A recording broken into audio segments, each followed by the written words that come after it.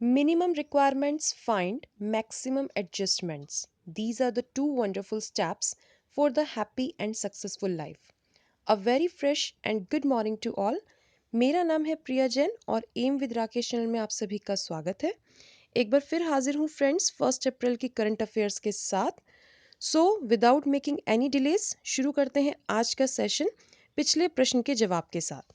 देखिए फ्रेंड्स, हमने आपसे क्वेश्चन पूछा था, हाल ही में किसे प्रवासी भारतीय सम्मान प्रदान किया गया। तो देखिए बहुत सारे बच्चों ने इसका आंसर किया और उन सभी को मैं थैंक्स कहना चाहूँगी और आशा करूँगी कि और भी स्टूडेंट्स इस सीरीज़ में जुड़ें और अपना कमेंट करके आंसर दिया करें। तो इसका सही जवाब डॉक्टर राजेंद्र जोशी है। हाल ही में स्विट्जरलैंड निवासी डॉक्टर राजेंद्र जोशी को प्रवासी भारतीय सम्मान प्रदान किया गया। ये भी कई बच्चों ने बताया, तो इसके लिए भी थैंक्स, क्योंकि कुछ बच्चे एक्सप्लेन करके आंसर करते हैं तो वो भी बहुत अच्छी चीज़ है। जो भी आपको पता होता है क्वेश्चंस के बारे में आप उसे ज़रूर शेयर करा करें ताकि और भी बच्चों की नॉलेज बढ़े और आपका तो अपना चीज़ें याद हो ही जाएं। यह सम्मान उन्हें विज्ञान के क्षेत्र में उनके योगदान के लिए दिया गया है। यहाँ से आप इस चीज़ को भी ध्यान में रखेंगे। बढ़ते हैं आज के प्रश्न की तरफ। तो देखिए आज की सीरीज का क्वेश्चन है, नेटवर्क को 5G नेटवर्क को शुरू करने वाला दुनिया का पहला शहर कौन बन गया है। तो देखिए 5G नेटवर्क शुरू हो चुका है, इसको दुनिया का पहला शहर कौन बन गया है इसको शुरू करने वाला। तो ऑप्शंस आपके सामने हैं, आप कमेंट करके आंसर दे सकते हैं। बढ़ते हैं सीरीज के आज के फर्स्ट क्वेश्चन की तरफ। देखिए फर्स्ट क्वेश्चन आपके सामने, हाल ही में 2 दिवसीय खेल उत्सव प्ले राइट 2019 का आयोजन कहाँ हुआ।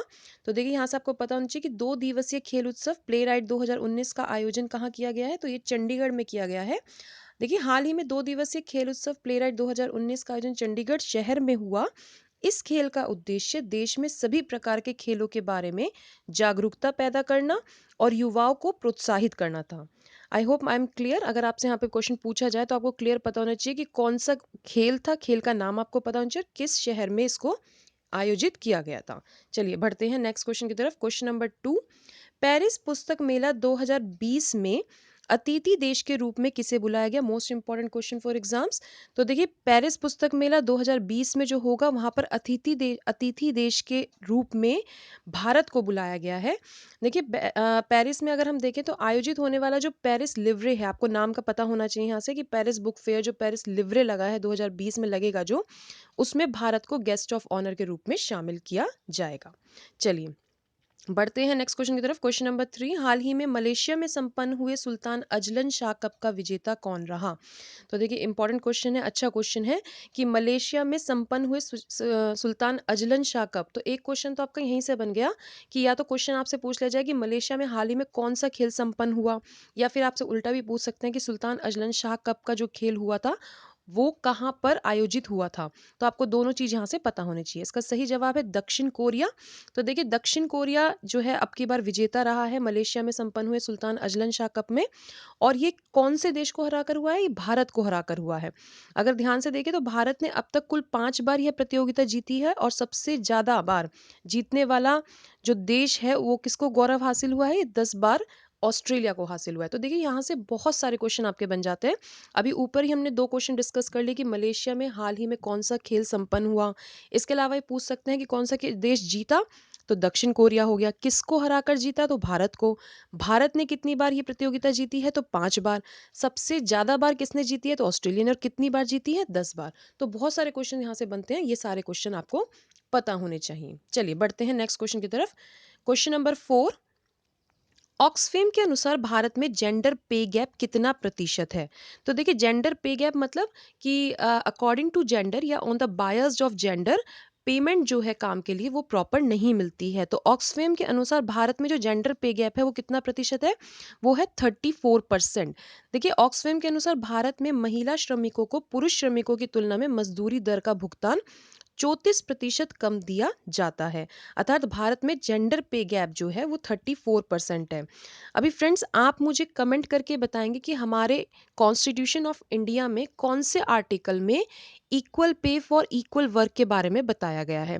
फ्रेंड्स अगर आप किसी भी एग्जाम्स की तैयारी कर रहे हैं तो मेरा एक पॉलिटी सीरीज भी साइड बाय साइड चलता है, आप वहाँ से मदद ले सकते हैं, उसको देख सकते हैं। आई एम श्योर आपको वहाँ से बहुत हेल्प मिलेगी। फिलहाल आपको ये आर्टिकल कमेंट करके बताना है। चलिए बढ़ते हैं नेक्स्ट क्वेश्चन की तरफ। क्वेश्चन नंबर 5 देखिए, 5G और AI यानी आर्टिफिशियल इंटेलिजेंस, कृत्रिम बुद्धिमत्ता के क्षेत्र में सहयोग के लिए विप्रो और किस संस्थान के मध्य समझौता हुआ है? तो देखिए फ्रेंड्स, मैं यहाँ से आपको बताना चाहूँगी, अभी हाल ही में विप्रो लिमिटेड और आईआईटी खड़गपुर ने एक मेमोरेंडम ऑफ अंडरस्टैंडिंग यानी एमओयू साइन किया है, जिसमें उन्होंने कोलैबोरेट की हैं चीज़ों को on high impact and industry focused applied high research in the areas of 5G and AI. तो यहाँ से चीज़ आपको पता होनी चाहिए कि जो आपका एआई और 5G है उसके क्षेत्र में अगर उसके बारे में बात कर रहे हैं और उन चीज़ों को जोड़कर अगर कोई रिसर्च कर रहा है तो कौन कौन कर रहा है? वो कर रहा है विप्रो और आईआईटी खड़गपुर। चलिए बढ़ते हैं नेक्स्ट क्वेश्चन की तरफ।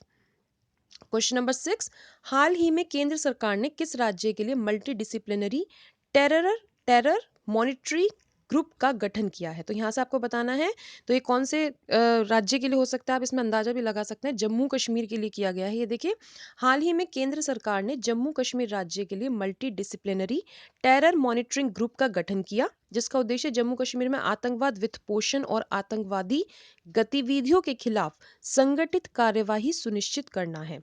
इस ग्रुप में Jammu Kashmir police, CBI, NIA और आयकर विभाग के सदस्य शामिल होंगे। पहले भी बात आ चुकी है, पहले भी करंट अफेयर में मैंने डाला था कि हर तरीके से कोशिश की जा रही है कि जो आतंकवादी हैं उनका वित्त पोषण यानी कि उनके फाइनेंशियल हेल्प को कट कर दिया जाए, जिससे हमें आने वाले समय में इस आतंकवादी समस्या से थोड़ी राहत मिल सके। क्योंकि एग्जैक्टली बिल्कुल क्लियरेंस तो नहीं हो सकता, लेकिन काफ़ी हद तक इनके जो मंसूबे हैं या हम कह सकते हैं कि जो ये करना चाहते हैं, उन चीज़ों को कट ऑफ करने के लिए उनकी फाइनेंशियल हेल्प को बंद करना बहुत ज़रूरी है।